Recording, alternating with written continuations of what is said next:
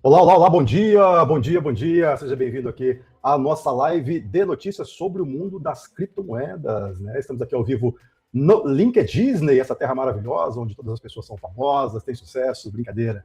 Abraço para vocês aí, meus assinantes, meus amigos do LinkedIn, também aos meus amigos do Instagram, YouTube, Telegram, Orkut não, Orkut é brincadeira, né? Orkut não existe mais. Um abraço aos meus grandes amigos especiais de São Lourenço, Minas Gerais, o Bruno Etipari e o Luiz Augusto, depois de muito tempo voltando aqui ao LinkedIn para trazer notícias, atualizações do mercado de criptomoedas. Esse é um mercado que está bombando, né, como diz o outro aí, com tantas notícias. A gente tem várias coisas que ficaram muito recentes e famosas no mercado, como as stablecoins, né? Todo mundo falando de stablecoins, stablecoin para lá, stablecoin para cá. Né? O que são as stablecoins? Alguns dos assuntos que a gente também vai abordar aqui daqui para frente. Você que é assessor de investimento, né, afiliado a algum escritório de investimento, e quiser um pouco mais de conhecimento sobre esse mercado, né, quando a gente começou ali lá para os anos de 2016, 2017, era um mercado marginal, ninguém queria saber de Bitcoin. Se você falava que trabalha com Bitcoin nas festas de fim de ano, né, as pessoas olhavam para você assim, que é isso, Bitcoin, que é isso, é uma coisa de marginal. Bitcoin agora, fundos de investimento compram Bitcoin, né, grandes bancos já podem comprar e vender também Bitcoin. Então, esse é um assunto que ficou aí na boca do povo e os escritórios também estão alocando capital para os seus investidores. Então, você que é assessor de investimento, quiser um pouco mais de conhecimento sobre esse universo, pode procurar a gente aqui via DM e a gente vai entrar em contato com vocês e vamos aí bater um papo, trocar uma experiência sobre o mercado, ok? Eu sou o Emanuel Takahashi, @etacatrader, né, que você está vendo aí. Pode me seguir em todas as redes. Um abraço especial também para a Camila Lima, lá do escritório da EQI, BTG Pactual, que é um escritório excelente aí para você que trabalha com o mercado tradicional, né? A gente tem vários tipos de fundos de investimento lá, coisas que a gente pode alocar capital. Então, você que é um investidor um pouco menos arrojado, né, que não gosta tanto da volatilidade cripto, mas que quer também aportar o seu capital, procure a Camila Lima, então, no escritório da EQI, ok? Essa live é uma live rápida, só para atualizar a gente de assuntos relacionados ao mundo das criptomoedas. Então, para quem é aficionado, né, do mundo cripto, meu Deus, criptomoedas morreram, Bitcoin morreu, vai a zero. Talvez, né, quem sabe, ninguém pode dizer que vai ou não a zero, vai ou não a 1 milhão.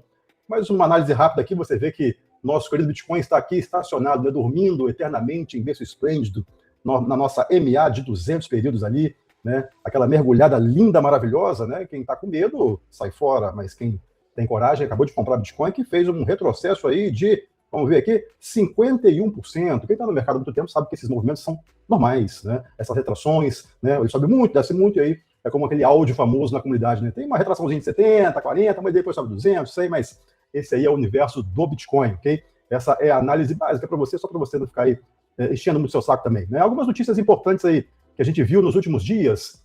O Brasil sempre preocupado, né, em melhorar aí a nossa nação, né, com novas formas de captação de recursos, impostos. Então, a nossa deputada aí, preocupada, criou um projeto para que as corretoras de Bitcoin possam estar sempre dentro, né, do escopo da lei. E aí a gente vê que a evasão de divisa vai ser o menor dos problemas, porque se eu tenho uma lei muito forte, as corretoras não vão ficar no Brasil, não é mesmo? Uma outra notícia interessante para quem é do mundo de cripto sabe que toda queda é um sinal de compra, é uma oportunidade. O que acontece? A estratégia sempre comprando aí bitcoins quando tem uma queda. Nessa live de hoje eu vou trazer um amigo super especial, que é o Luciano. Ele vai trazer mais algumas outras notícias, então eu vou convidar ao palco aqui o Luciano para participar com a gente dessa live. Luciano, muito obrigado aí pela aceitação, né, do convite para estar aqui com a gente. Luciano é um jornalista de longa data aí no mercado de criptomoedas. É um prazer receber você aqui, Luciano. Vai trazer algumas notícias e falar também um pouco, né, sobre a sua jornada aqui no mercado de cripto, deixar aí o seu jabá. Fique à vontade, meu querido. A tela é sua. E aí, Manuel, bom dia, pessoal. Obrigado aí pelo convite, é um prazer enorme estar aqui. Fazia tempo que eu não participava, né, de uma live, e agora estou aqui.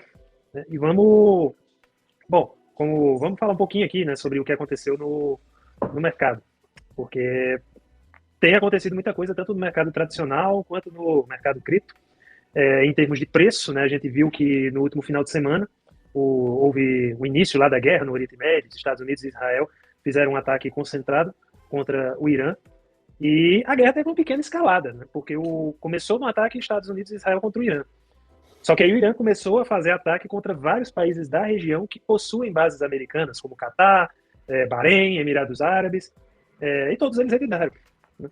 Então gerou ali o risco de uma escalada, de um conflito se expandir, talvez até virar um conflito global, principalmente depois que alguns países europeus, principalmente França e Alemanha, a França confirmada, né, a Alemanha ainda não, que vão ter alguma participação nesse conflito. E ali teve o fechamento do Estreito de Hormuz, que é aquele estreito que fica entre o Irã e a Arábia Saudita, tem o Catar ali também na pontinha, Tem uma pergunta aqui do LinkedIn. Esse movimento de queda está bem correlacionado com as ações de tecnologia? Depende do momento, né? O Bitcoin e as ações de tecnologia sempre estiveram bem relacionadas, SP500 ali, as grandes também do mercado de tecnologia. As correlações existem, em alguns momentos elas estão mais próximas, né? Menos próximas, igual o pessoal aí tem esse desejo da correlação do Bitcoin com o ouro, mas o ouro subiu um pouco mais aí nesse período aí. Essa notícia que eu trago na tela aqui, as 3 grandes exchanges vão deixar o Brasil por conta das novas regras do Banco Central. Bom, essa notícia aqui, cara, ela é surreal.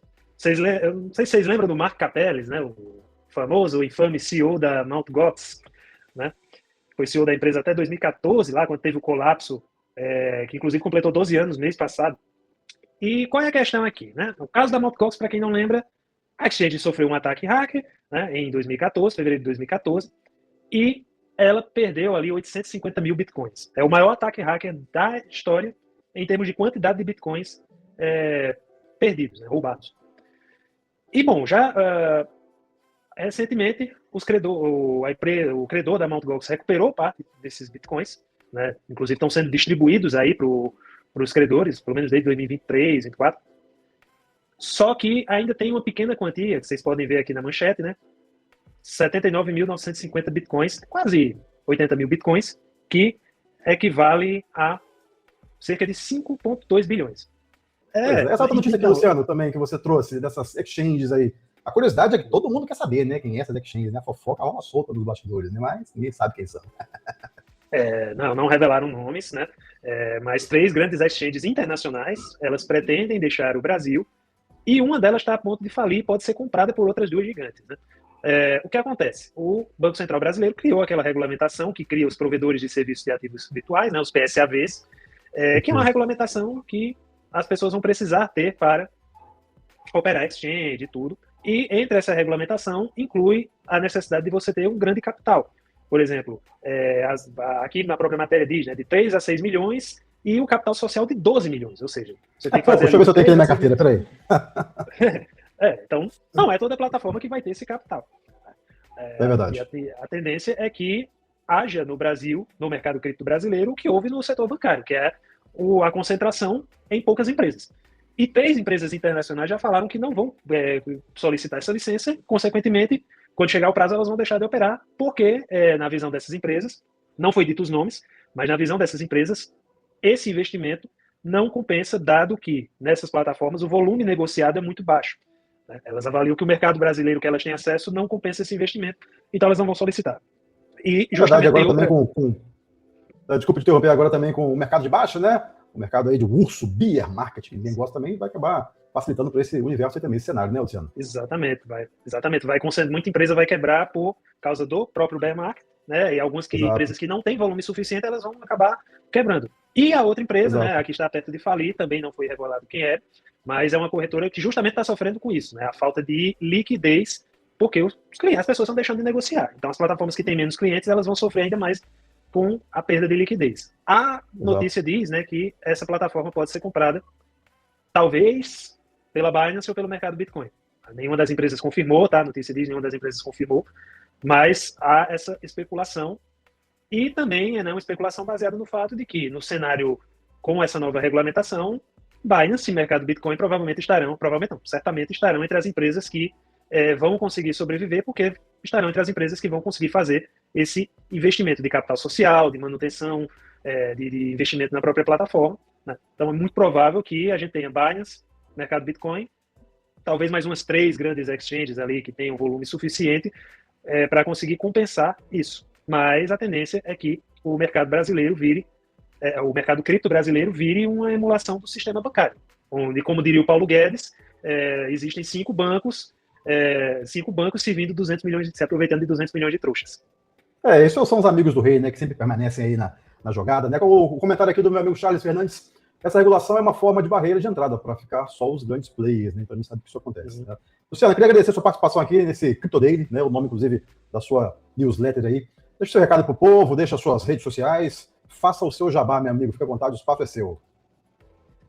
Manuel, eu que agradeço pelo convite, né? Apesar do probleminha técnico que tivemos aí, mas agradeço bastante pelo pelo convite, por essa oportunidade de estar falando sobre o mercado. E, bom, nas redes sociais vocês podem me encontrar no LinkedIn, né, Luciano Rocha.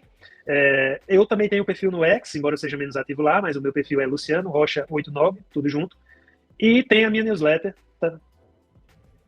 Isso, no LinkedIn, né, é Luciano Rocha, e no X é Luciano Rocha 89, e também tem a minha newsletter, né, que é a semanal, do 0 ao 100 mil com Bitcoin, e o Daily Crypto, que eu vou lançar todas as manhãs ali entre as 8 e 9 da manhã, que provavelmente também vai entrar no formato de newsletter. Perfeito. Luciano, muito obrigado mais uma vez. Tá? Vamos trocar uma figurinha depois nos bastidores para a gente fazer mais conteúdo juntos, tá bom? Um abraço, viu? Sim, até a próxima. Valeu, pessoal. Valeu, Manuel. Até mais.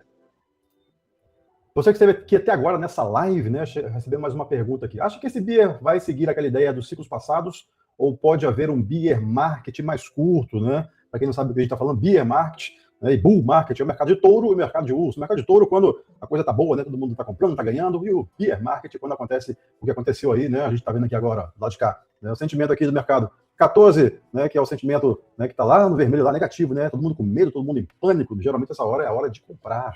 Né, não é indicação de investimento, você faz o que você quiser com o seu dinheiro.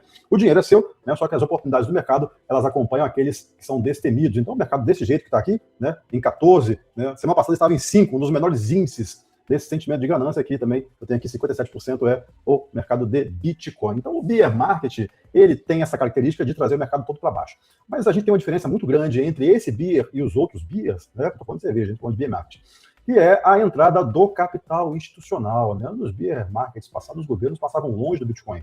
Todo mundo com medo de Bitcoin, Bitcoin é isso, Bitcoin é aquilo. Só que agora, o que acontece? Os governos, né, inclusive o governo dos Estados Unidos, está elaborando aí as leis, né, que em breve serão votadas com relação ao mercado de criptomoedas.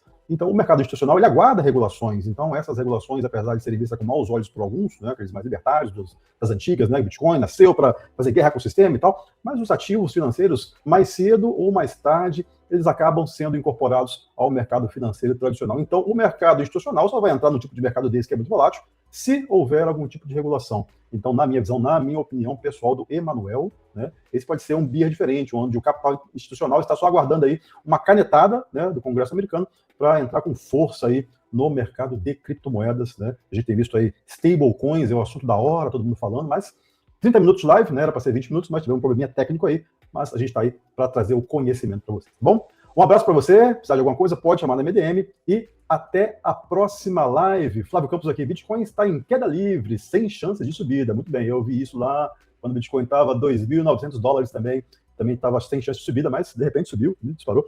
São as temáticas do mercado, né? Um ativo ainda que muito pouca gente conhece, o varejo ainda não conhece Bitcoin, então é provável que tenha mais uns ciclos aí, né? Toda essa coisa do Bitcoin, do mercado tradicional, né? Do halving. Então a gente tem várias narrativas e vamos acompanhar, porque quem sabe é tulipa, quem sabe não é. Só o tempo dirá. Bom, um abraço para vocês e até a próxima live. Como fazia, né? Como fazia o Miguel Falabella. Um abraço para vocês e até a próxima.